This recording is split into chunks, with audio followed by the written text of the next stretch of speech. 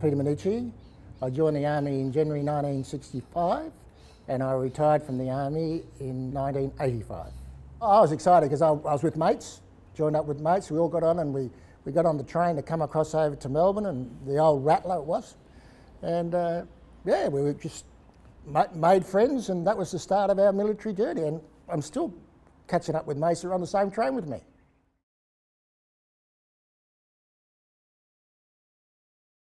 I was a radio operator and a driver with 103 Field Battery of the 1st Field Regiment. And then on the 18th of August, when Battle of Longtan was called, I was on the radio set in the command post on the radio. So I could really hear what was going on over the net, and it was full on. It was just an amazing experience for what the support people did to save the guys of D Company 6th Rail. The artillery blokes were fantastic, and more importantly, because it was shocking weather conditions, we were pumping out so much ammunition, the guns were running out of ammo, we called for help, and everyone that was available around the area came running into the central gun pit, into the mud and slosh, and pushing the ammo over the mound to the guns, and the guns never stopped firing, which I thought was a fantastic effort from the guys. And that's a very good story that everyone needs to know. The people that supported the guns, that we supported the infantry, was a total Australia-New Zealand Anzac effort, you might say.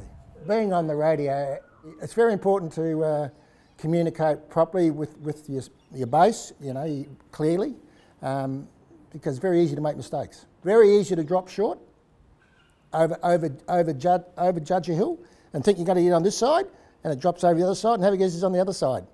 Friendly force. You don't stress at that time, you just got to do the job and fix it. Well, we stuffed up, so come on, give us another grid reference, drop 50. In Vietnam, we had a lot of people get wounded because of our own shells, which is sad. Our first casualty in Vietnam, he was wounded because of friendly fire, an artillery shell. It's just the way it goes. It's scary.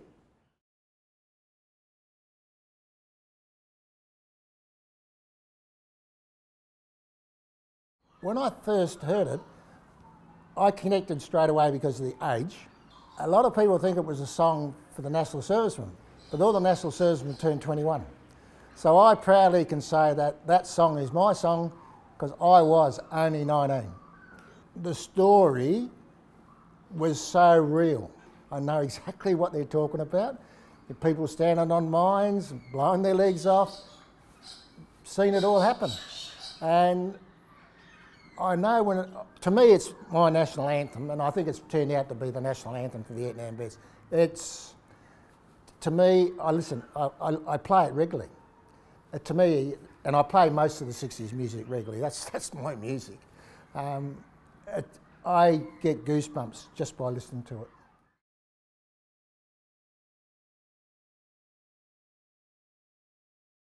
We're the only people that understand each other, and I suppose talk about things that they can't talk about to anyone else. That's the most important about it. You can't talk to your wife, you can't talk to your kids. We have our gunners catch up. We go and have a coffee, then we go and have lunch and a few beers. And that is the magic medicine. I like to talk about my friends and the importance they are and the role that they play in the way we all survive. I nearly lost it 4 or 5 years ago. I left because I got PTSD and I wasn't coping. I had to stop work in 2007 because I was fighting it and I had to stop. And I was hell to live with, my wife and family, you know. I was a real prick, you might say. Everything you hear about, the bad parts about Vietnam vets, they're bulletproof, you can't touch them, but you don't know what's wrong with them. Get over it. There's nothing wrong with you.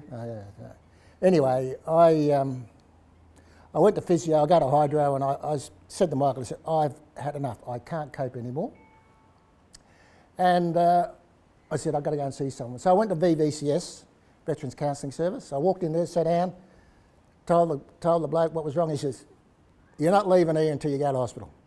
They say, what was your biggest trauma? And you say, well, if it wasn't handling of dead bodies and seeing dead bodies, I thought I just mean getting shot. I managed to hit the deck and I got covered with all the sand and gravel. I said, that to me is my biggest trauma, that I was so close. But that's what people need to know, the importance of, if you've got an issue, call your mate. They talk about this Are You OK Day. It's very important. And I swear by my life, I just live for my life and my family. If people say to me, how did you feel about being in Vietnam? I said, I loved it. I said, I felt so safe. They say, what do you mean so safe? Because I was with blokes that were there to protect you. And when you're with them, they're not only worried about themselves, looking around at you, you're okay, good. I went there as a boy and came back as a man. I grew up very quickly. Life experiences teach you a lot.